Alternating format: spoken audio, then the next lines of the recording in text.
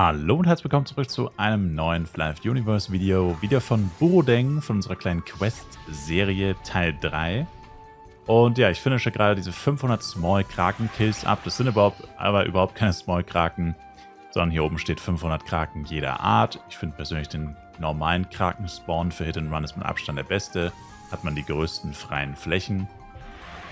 Und ja, haben sie halt hier die Beschreibung von der Quest oder diesen Quest-Zähler vergessen zu updaten, dass da halt einfach nur Kraken drin steht oder so. Keine Ahnung. Gibt es ja bei anderen Quests eigentlich auch, dass man einfach irgendwelche tötet.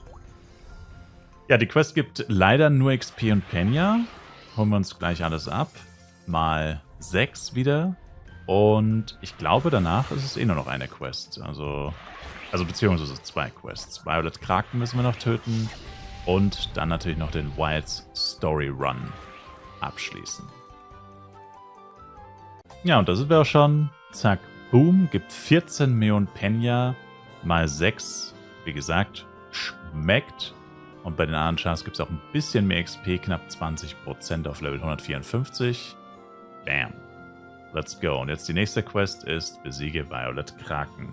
Das ist eine der krassesten Quests von den Belohnungen her. Gibt einfach 45% auf Level 154. 20 S-Projekt, 5 X-Projekt, 5 Orikalkum und 20 Millionen Penya. Also das ist wirklich eine geistesgestört gute Quest. 25 Products an sich ist schon crazy. 5 Orikalkum ist doch crazier, weil Orikalkum viel mehr wert ist als ein Product. 20 Millionen Penya und ja, es ist einfach richtig geil. Grindboy zurück bei den Dorian. Das ist etwas, was man lange nicht mehr gesehen hat, aber Grindboy war tatsächlich der einzige Elementor, mit dem ich hier wirklich lange gegrindet habe. Oder der Elementor, mit dem ich bei den Dorian richtig lange gegrindet habe. Mit meinem anderen Elementor habe ich das tatsächlich nicht gemacht. Und ja, warum bin ich hier? Ich dachte, die nächste Quest ist hier, wir töten Violet Kraken. Ja, leider habe ich auf einem Char, und das hat mich die ganze Zeit schon so verwirrt, ich habe die ganze Zeit schon die XP-Werte meiner Chars angesprochen, dass sie so extrem unterschiedlich sind. Und das ist einfach so, das kann man nicht verhindern, wenn man so lange spielt. Ich meine, da sterben halt Charakter, irgendwo vergisst man mal Blessing zu aktivieren, irgendwo schmeißt man Blessing, na gut, wegschmeißen ist ja nicht. Aber das ist einfach Natur der Sache, wenn du so lange, über so einen langen Zeitraum so viele Charakter hast, dann passiert es einfach mal. Zwangsläufig. Aber bei meinem einen Ranger habe ich tatsächlich einfach eine Quest nicht abgegeben, habe aber leider schon alle Quest-Items beim NPC verkauft, weil ich dachte, ich wäre fertig mit der Quest auf dem Server, mehr oder weniger.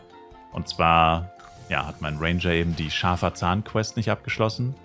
Alle anderen haben sie abgeschlossen. Und jetzt muss ich die noch sammeln. Und was aber auch noch dazu kommt, leider, nicht nur brauchen wir die Dorian Quest-Items für den Ranger.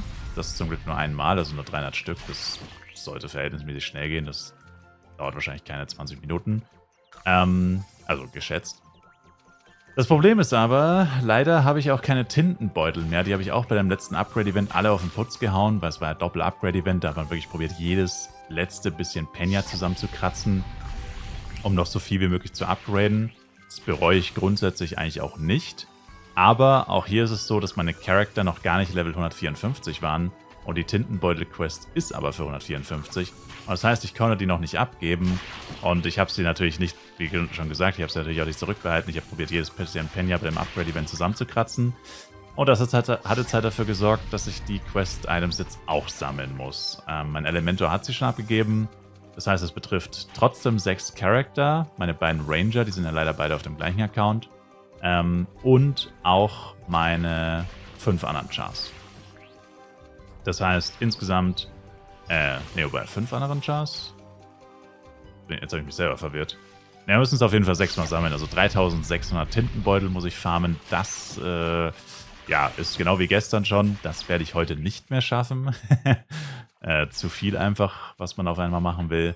Und ja, also wie gesagt, ich sammle jetzt die 300 scharfen Zähne. Dann geben wir die wahrscheinlich ab. Dann probiere ich vielleicht Violet Kraken, wenn ich ihn finde. Und wenn nicht, dann farme ich einfach Tintenbeutel und dann mache ich vielleicht wieder ein paar Giants zum Abschluss. Aber ich würde sagen, machen wir heute Quest Only vielleicht Violet Kraken, was echt ein Monster ist. Also viele, glaube ich, verstehen das gar nicht, was das für ein starker Giant ist. Einfach nur aufgrund des Levels, weil die Quest ist halt für Level 100. Ich glaube, die Quest ist sogar, genau, die Quest ist für 153. Aber das Vieh ist halt einfach 164. Das ist halt geistesgestört. Das ist ein Giant, der 11 Level über dir ist. Das ist so wie ungefähr ganz früher, wenn ihr euch dran erinnern könnt, gab es mal eine Quest für Level, weiß nicht mehr ganz genau, welches Level es war, aber irgendwas mit 50, ich glaube Level 55 oder so. Töte 20 Captain Carrier Bomb oder Small Carrier Bomb. Mit Level 55. Ja, Junge, wie zum Teufel soll ich mit Level 55 freaking Carrier Bombs töten? Das ergibt keinen Sinn. Und gut, ganz so krass ist die Quest jetzt vielleicht nicht, aber eigentlich schon, weil ein Giant bzw. Violet, der 11 Level über dir ist, der ballert dir solche Schellen in die Fresse, also der macht extrem viel Schaden und du selbst machst wesentlich weniger Schaden, als wenn der Giant zum Beispiel nur 3 Level über dir wäre. Also es ist wirklich extrem weird, dass diese Quest für 153 ist. Man hätte genau die gleiche Quest mit genau den gleichen Belohnungen für ein höheres Level, also 45% dann halt nicht auf 154, sondern 45% dann auf 156 machen können. Und es wäre erstens besser für die Spieler, weil du würdest effektiv mehr XP bekommen, da die Quest für ein höheres Level wäre. Und es wäre auch irgendwo fairer oder realistischer, dass du einen Giant bzw. Violet töten musst, der nur 8 Level über dir ist und nicht 11, weil 11 ist halt schon echt viel.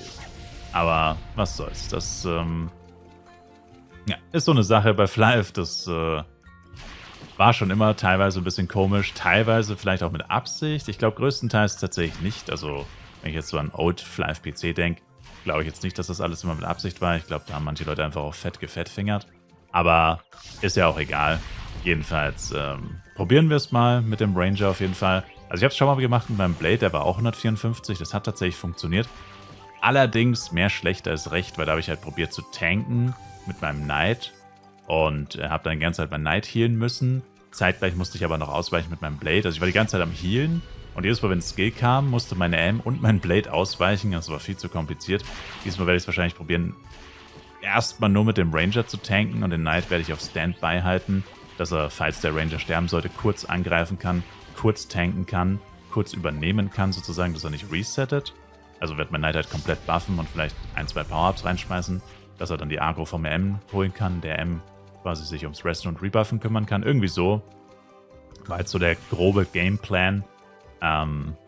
Hoffe, es funktioniert. Eigentlich ist mein Ranger ja so tanky, dass er, sofern ich die Skills alle ausweiche, hoffentlich nicht sterben sollte.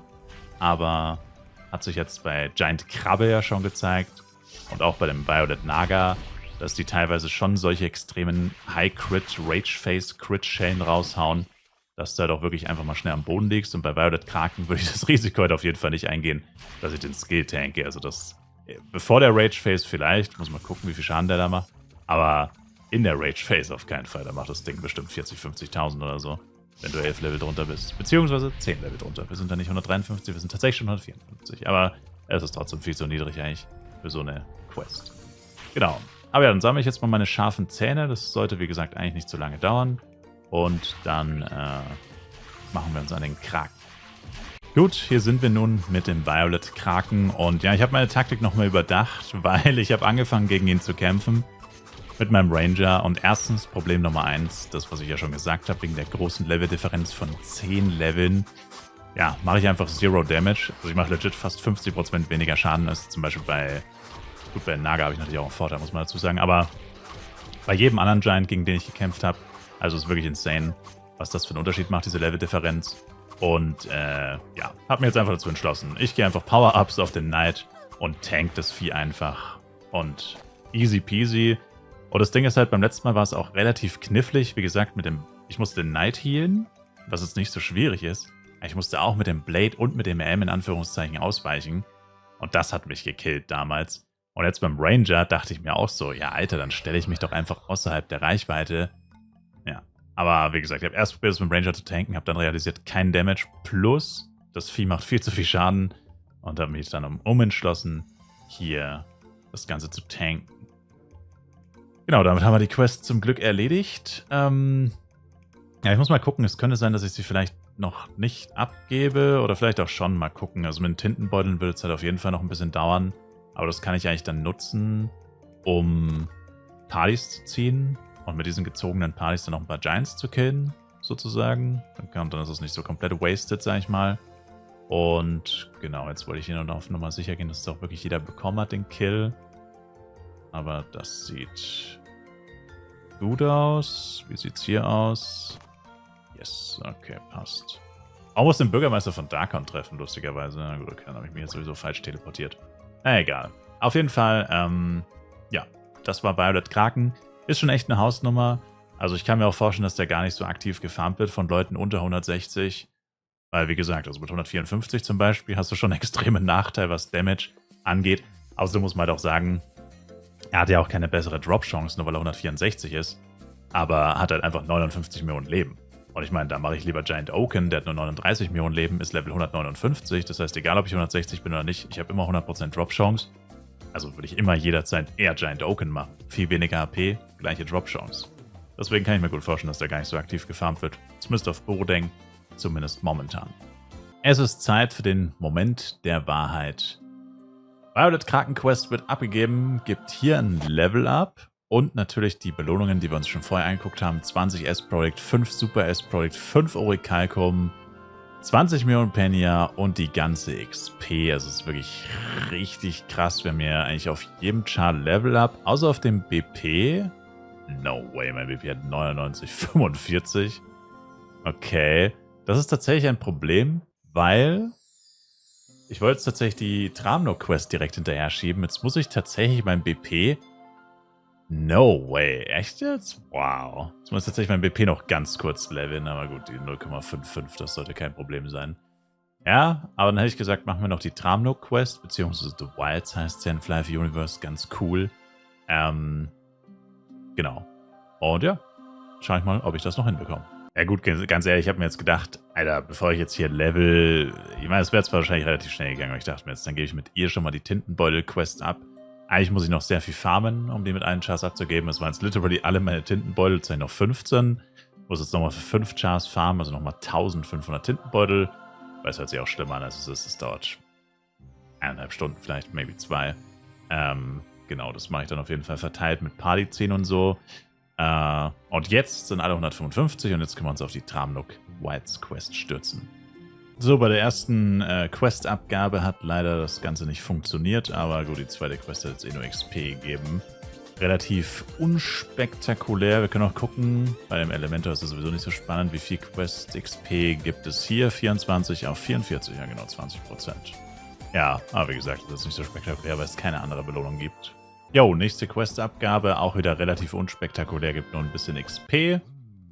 Auf dem Elementor natürlich sehr wenig und auf den anderen ein bisschen mehr, wieder die 20%. Zack. Oh. Und da haben wir die Quest auch abgeschlossen. Ich meine, es ist relativ unspektakulär, einen Dungeon Story Mode zu machen. Nur der Bossfight ist ein bisschen ätzend, weil er halt trotzdem die ganze Zeit seine Debuffs hat, seinen Stun, die Monster beschwören und so. Und er hat trotzdem 50 Millionen Leben, was relativ viel ist, auch im Story Mode. Aber dauert halt einfach nur ein bisschen, letztendlich nicht sonderlich schwierig. 20 A-Product, 5 X-Product und 5 Orichalcum gibt es hier wieder zusätzlich zu der XP. Elle jetzt auf 76% und alle anderen müssten entweder kurz vor oder Level Up stehen. Also haben Level Up oder sind kurz davor. Aber wir haben ja auch die Tintenbeutel noch nicht bei allen abgegeben. Wenn wir das noch machen, dann sollten alle auf jeden Fall 156 sein. Und ja, ganz schön saftig auf jeden Fall. Ich meine, allein die A-Products sind schon wieder 120 A-Products. 30 S-Products, super. 30 Orichalcum. Das sind schon wieder Items im Wert von einigen Milliarden. Also das schmeckt auf jeden Fall. Ja, und dann hatte ich es ja mehr oder weniger versprochen. Machen wir noch eine kleine Abschlussfarmrunde. Jetzt im perfekten Level eigentlich sogar nochmal 2 Level-Ups auf dem Ranger bekommen. Oh, Doppeldrop. Sweet. Doppeldrop X-Product. Okay. I see you, baby. Ich meine, es ist nicht wirklich was Krasses, aber es ist besser als alle bisherigen Farmrunden. Ich meine, es war der erste Doppeldrop und ja, X-Product sind zwar deutlich und weniger wert als der F-Coin-Kurs, weil sie halt eigentlich keiner so braucht in der Menge, aber ist nicht schlecht. Jo, Giant war auch da, ist um die Uhrzeit jetzt nach meinen jüngsten Erfahrungen auch nicht sehr verwunderlich. Auf dem gleichen Channel, ich hätte gesagt, ich gehe einmal kurz alle Channel durch, mehr ist nicht mehr drin. Kriegen wir vielleicht heute auch unseren ersten Giant Drop. Wie gesagt, ich rede nicht von Herreswaffen. Ein Orichalcum würde mir schon reichen. Und nein, Setai zählt nicht. Diesmal nicht. umgelockt und an genau der gleichen Stelle war der Giant gleich nochmal. Das erspart mir natürlich die Sucharbeit. Das ist sehr chillig. Und down she goes without a drop. Ja, ich müsste vielleicht echt nochmal gucken, was die Wahrscheinlichkeit laut Blythipedia, laut API ist von so einem Orichalcum. Anscheinend 0,000%. Keine Ahnung. So, der nächste Violet an der gleichen Stelle, wo wir vorhin den Doppeldrop hatten. Ist noch nicht wieder hier mit dem Heal-Versagen. Das ist echt immer so diese Rage-Face von dem Violet, die ist richtig krass. Was der da für Schellen raushaut, auch immer mit diesen Doppel-Crits, wenn die kommen. Das ist richtig brutal. Und GT ist auch abgelaufen. Oh, okay, schade. Ja, ob da noch ein S-Product oder G-Product oder A-Product oder so kommt, das ist mir persönlich eigentlich gar nicht so wichtig. X-Product eigentlich auch nicht. Ich meine, es ploppt halt auf, wenn man es aufploppt, ist immer geil, aber ja. Und weiter geht's. Violet wieder fast an der gleichen Stelle, nur nicht oben in den Bergen. Schön die Party-Skills am Laufen halten. Healen. Und mal gucken, was jetzt kommt. Okay, wieder kein Pop-Up leider. Hab jetzt auch nichts vorbeizischen sehen. Ja, ich meine, die Violet Drops sind halt natürlich nice, muss man sagen. Also das ist eigentlich das Coole an dieser Änderung, dass die Violets auch Herneswaffen droppen können. Also ich meine, gut, ich farme jetzt ja eh kaum. Aber wenn man aktiv farmt. Weil die Violets haben sich eigentlich immer, habe ich ja schon in einem der letzten Videos erzählt, immer viel besser angefühlt, weil du droppst öfter was. Aber natürlich sind die Drops viel weniger wert, weil ich meine, klar, wie schon gesagt, so ein A-Projekt, so ein G-Projekt, 50, 100 F-Coin, X-Projekt theoretisch 120.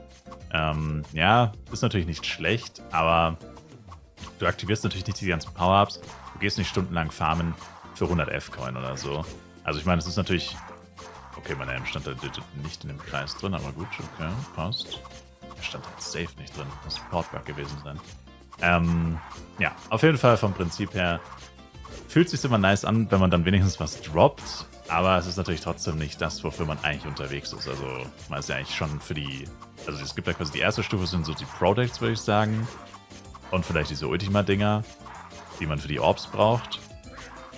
Das zweite sind die Products. Vielleicht Set-Teile, aber wenn überhaupt nur Suits und dann eigentlich auch, wenn dann überhaupt nur die AM-Suit vielleicht. Und das dritte sind dann wirklich Orichalcum, Shining Ori.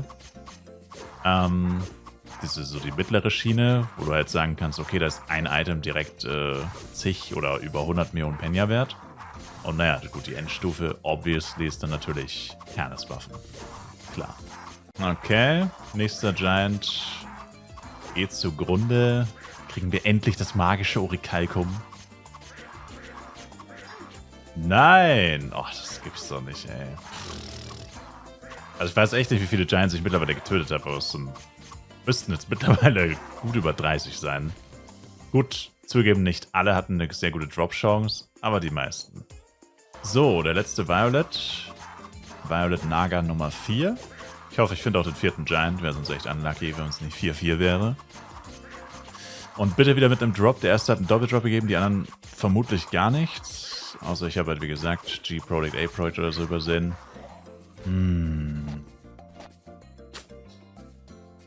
Mist. Okay, es hat sehr stark angefangen und extrem stark nachgelassen. Leider. Ja, der Giant Naga auf Channel 1, genau der wurde mir tatsächlich weggesnackt. Oder was heißt mir weggesnackt? Aber genau der wurde gerade gekillt, als ich mich eingeloggt habe, lustigerweise. Was echt komisch war, weil ich habe die ganze Zeit wirklich niemanden gesehen. Oh, aber Violet Kingster belohnt uns wieder mit einem X-Product. Das Coole hier ist aber, dass Giant und Violet direkt nebeneinander stehen. Das habe ich ihn fast nicht gesehen. Von dem her, I guess, ein Profit so gesehen, weil wir müssen gar nicht groß suchen, haben direkt 2 nochmal bekommen, auf einen Streich mehr oder weniger. Und das lasse ich mir natürlich nicht entgehen. Wobei der vom Drop-Level tatsächlich 3 Level unterm Ranger ist. Das ist natürlich erstmal nicht so gut, aber ja, ist jetzt auch keine Tragödie. Und nicht allzu viel später sind wir auch schon beim Kill. Das ist aber wirklich der letzte Giant. Ich habe es schon wieder viel zu krass übertrieben. Dann rappen wir dieses Video hier ab. Ich sage auf jeden Fall schon mal danke euch fürs Zuschauen und wie gesagt, wenn ihr mehr Careless-Content, Giant Farm-Content sehen wollt, während FEC, Kai'Slayer nur auf Burudeng und wir haben wieder nichts gedroppt. Wow.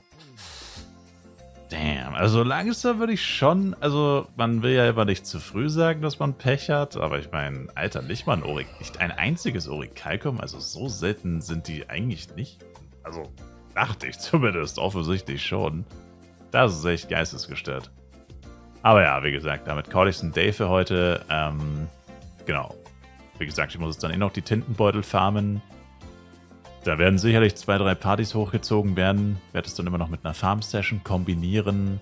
Und ja, wenn ich dann mit allen Quests durch bin, muss ich das Ganze tatsächlich noch mit meinem zweiten Ranger machen, weil ich kannte jetzt dann den zweiten Ranger logischerweise nicht mitnehmen.